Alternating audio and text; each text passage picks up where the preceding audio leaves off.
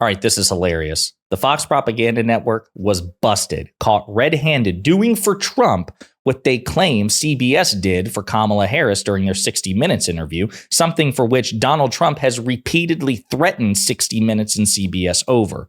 You can't write this stuff. But before we unpack all that, if you end up liking this video and you want to support the channel, please be sure to hit the like, subscribe, and alert bells before you go. All right, friends, we got a couple of clips to look at here and a really fun article to read. But to set the stage, I want to remind you of what happened. So Vice President Kamala Harris sat down for an interview with 60 Minutes, hosted by CBS. It's a 50-year tradition for presidential candidates of either party to do so. The presidential candidate, the vice presidential candidate of both parties. Donald Trump and J.D. Vance declined. They broke this 50-year tradition out of cowardice, worried, terrified that they would be challenged and potentially fact-checked. Then, when clips of the Kamala Harris 60 Minutes interview aired, Donald Trump and Fox News and MAGA Republicans said 60 Minutes deceitfully, deceptively edited Harris's interview in a way that violates some sort of FCC guidelines, the spirit of media enterprise, and even engaging in election interference in so doing. Fox doesn't go quite that far, but they signal boost Donald Trump's complaint and have run story after story after story about the unethical shenanigans that CBS might have engaged in. Now, CBS has responded saying there was no deceitful editing. Obviously, segments are edited for concision. They did it for Trump when he did 60 Minutes interviews in the past. It's standard practice. No, say Trump and MAGA Republicans. This is different. And it's election interference, and you should pay the consequences. Before we get to the gotcha here, I want to remind you of things that Trump has said recently about what he will do to 60 Minutes and CBS if he becomes president again. But the best is 60 Minutes. They changed her answer. Should I sue them? Should I sue? Should we sue 60 Minutes and CBS? No, think of it. They asked her a question on 60 Minutes, which is news. You know, these companies have to get licensed. And in the licensing, it says they have to be honest. They gave her a question. She gave an answer that was from a loony bin. They said, we can't have that. They took the answer out in its entirety, threw it away, and they put another answer in. And I think it's the biggest scandal in broadcasting history. That's what I think. It's election interference fraud.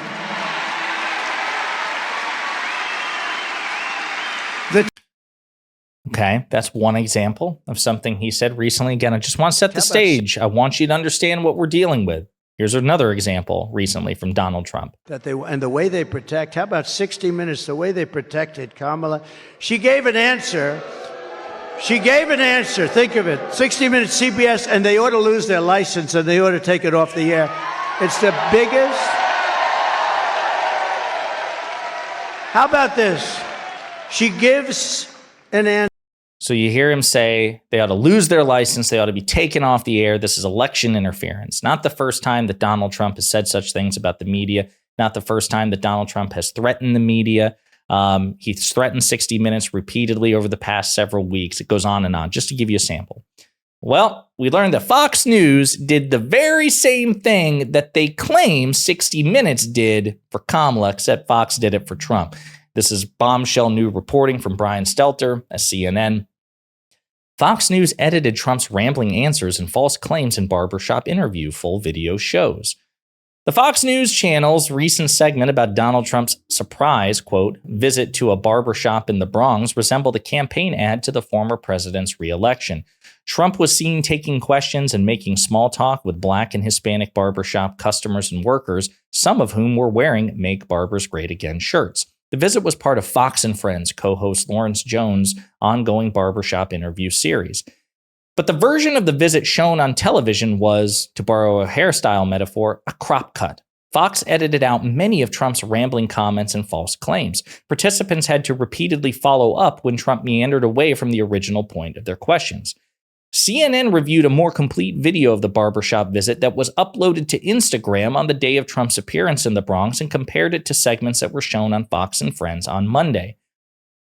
Fox's edits omitted numerous Trump tangents and exaggerations, a striking decision given Trump's recent attacks on CBS News magazine 60 Minutes for editing an interview with his opponent, Vice President Kamala Harris, earlier this month. Trump's complaints about 60 Minutes center on an edit of Harris's comment about the relationship between Israel and the United States. He's charged that CBS manipulated the Harris interview to make her look better and demanded that CBS release the unedited transcript of the interview, which CBS has declined to do. Ironically, however, Fox edited several of Trump's recent appearances on the network, including his visit to the barber shop, and some of the edits certainly make him look better. And they go through examples. I'm going to have to sneeze. Allergies are kicking in. Sorry about that. The televised broadcast omitted Trump's comments about Haitian immigrants in Springfield, Ohio. He told the barbershop customers that, quote, they just dumped 50,000 people, 32,000 migrants from another country in Springfield, Ohio.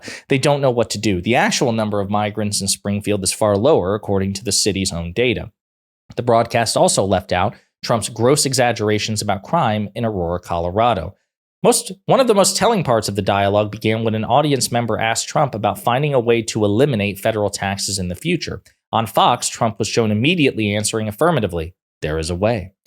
But that response from Trump actually came more than 7 minutes later after Trump and Jones brought up other topics, including inheritances, Keystone Pipeline, Ronald Reagan, Russia, and transgender sports players. Trump had to be nudged back on track several times by the unnamed audience member who kept circling back apologetically and said, I wasn't able to finish my question. After he repeated his tax inquiry yet again, Trump said, there is a way. But on Fox, it was stitched together as one seamless back and forth. Fox also cut out some of the former president's insults, such as when he mocked the Wall Street Journal, a sister property of Fox. Don't listen to the Wall Street jerks or Wall Street Journal. They just don't get it, he told the barbershop audience.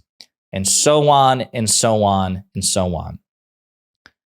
Every accusation from these losers is a confession. It really is. And the last thing I want to play you some other clips on this subject of not just a former president, but in this case, Republican Speaker Mike Johnson winking, suggesting that he is sympathetic to Donald Trump's threats against CBS. And this is conducted on Fox News by Laura Ingraham. Your Louisiana constituents ask you about the president's cholesterol level. Oh, let's just talk about the good cholesterol versus the bad cholesterol, LDL versus H. This is embarrassing. It is embarrassing, and it would be comical if it were not so serious, Laura. The broadcast news stations ought to be required to file paperwork now. They're giving in-kind contributions with all their airtime for the Kamala Harris campaign. They're trying to prop her up, and of course, they're trying to diminish our nominee, Donald Trump. So again, he's suggesting that there should be legal action taken against 60 Minutes on Fox. He's saying this. Maria Bartiromo spoke with FCC member, I don't think he's the chairman, but FCC member Brandon Carr, who is a conservative, who is also very sympathetic, it seems, to Donald Trump's complaints about CBS. What do you want the FCC to do here in terms of CBS's local New York station, WCBS? Yeah, my SEC colleague, Republican Commissioner Symington, has been very active on this. What he's pointed out is the news distortion rule is a very, very narrow rule at the FCC. In almost every case, it doesn't apply because it could get into sort of editorial decisions that are protected by the First Amendment. But what he said is that CBS should release the transcript. And the reason why this complaint is not frivolous is because the rules say, for instance, the example we've given is if you take an answer to a question that is a yes and you replace the answer of no from a different question, that's something that would potentially fall within the news distortion rule. My position is I agree with Catherine Herridge. She was a former CBS reporter. She has said that she thinks, just as a matter of journalistic practice, CBS should release the transcript. And I think that's right. I don't think this needs to be a federal case because I think CBS should release it, and then that would, inoculate entirely CBS. So again, Brandon Carr, FCC commissioner, he's one of the conservative ones, very sympathetic to this.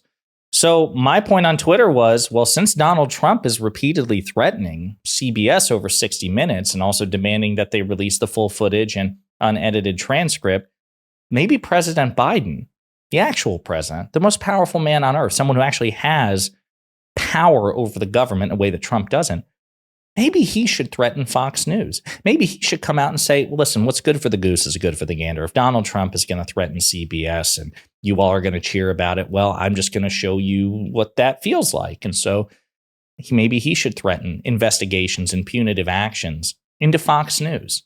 I wonder how these very principled conservatives would feel.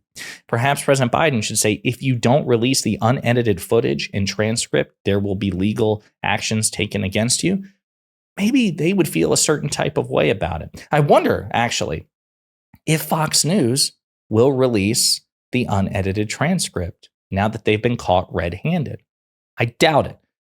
The point of this is not because I actually believe President Biden should do this. I don't. I think it's gross for any government, Democrat or Republican, to do these sorts of things. I think, should the government be able to influence the media? Of course. If the media violates the law, then yeah, the government should smack them down. But otherwise, even gross stuff like this, I don't think it's appropriate for presidents, former presidents, people trying to be president to threaten, opposition media. But the point is, pick a standard, conservatives, pick a standard, because by your standard, the standard that your cult leader is creating, Fox News and so much of right-wing media would also be ruthlessly crushed. So maybe you should pick a different standard. Maybe you shouldn't support a guy who's threatening the media the way uniquely Donald Trump does. Or maybe you'll just continue to be hypocrites, as Fox often is. Their shamelessness is their superpower. In the meantime, let me know what you think in the comments.